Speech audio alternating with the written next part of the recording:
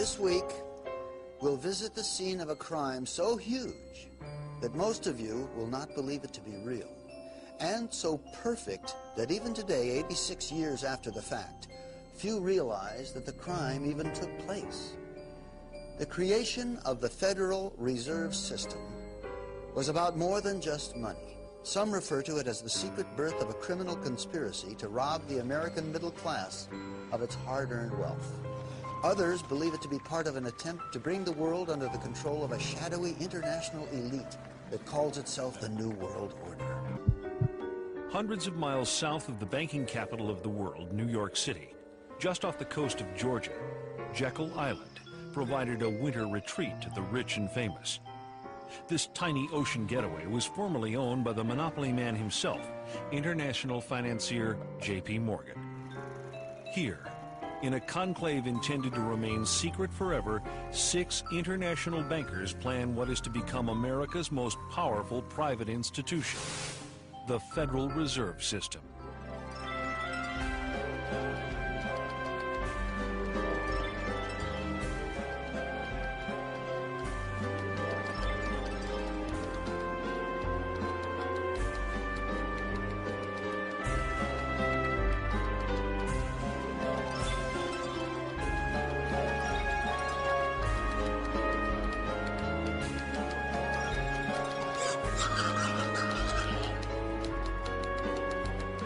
The Jekyll Island story is one of the great untold stories of the 20th century. These bankers who got together, left Hoboken in a sealed train, and the reporters were going crazy. They knew this was big.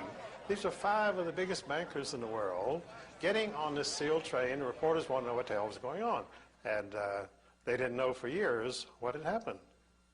It is at the urging of the famous poet Ezra Pound that Eustace Mullins begins his own personal search for the truth about the origins of the Federal Reserve. Ezra Pound's young artists and writers, friends, were killed during World War I. Ezra wanted to know why they died.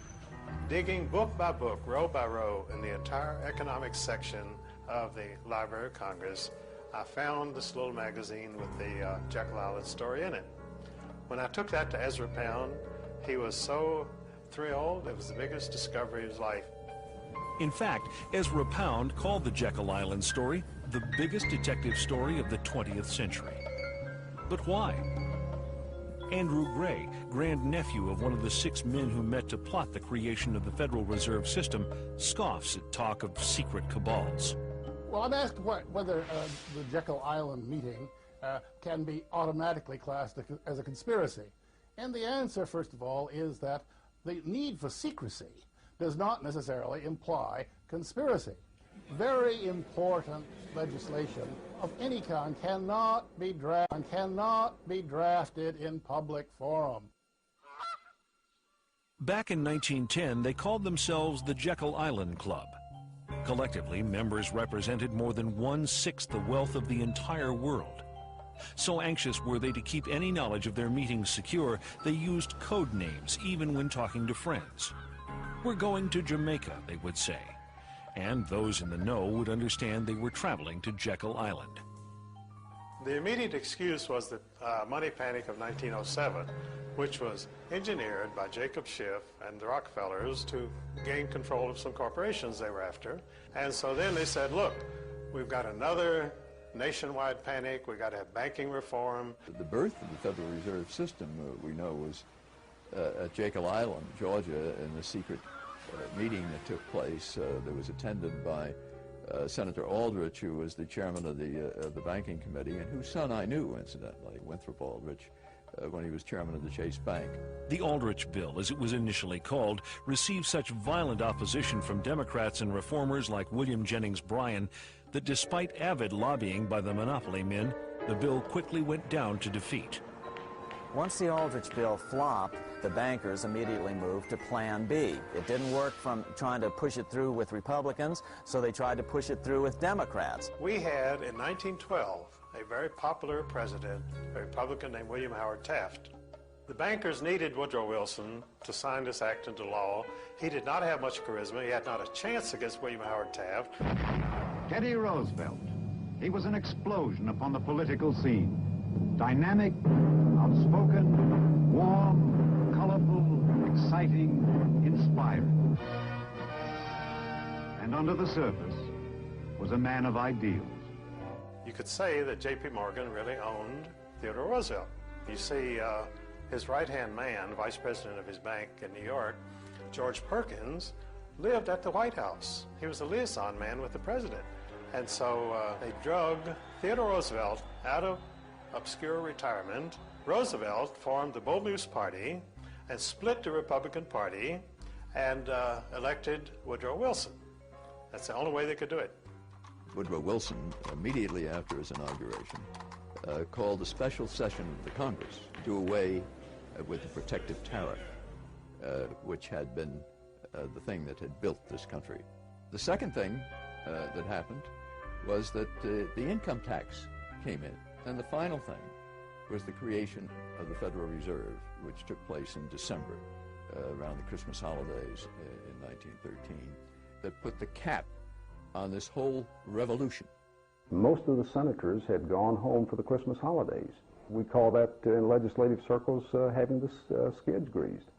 And the skids were greased and they just slid it right on through. Without much fanfare, the president signed it. It became law of the land. One of the major opponents during the Federal Reserve Act battle was Representative Charles Lindbergh from Minnesota, who, interestingly enough, was the father of aviator Lucky Lindbergh, the first guy to cross the Atlantic Ocean solo. And Lindbergh fought them tooth and nail and referred to the Federal Reserve Act as the worst legislative crime ever perpetrated in the history of the United States. And that may indeed well be true. By 1916, even President Wilson was worried.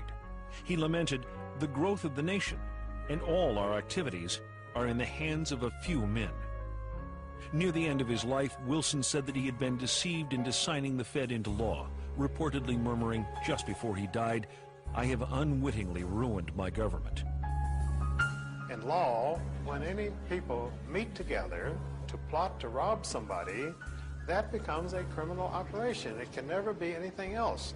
Throughout its subsequent history, it can never overcome that initial criminal beginning. And that's where we are today, a criminal syndicate. That's all it is. It's all it ever has been.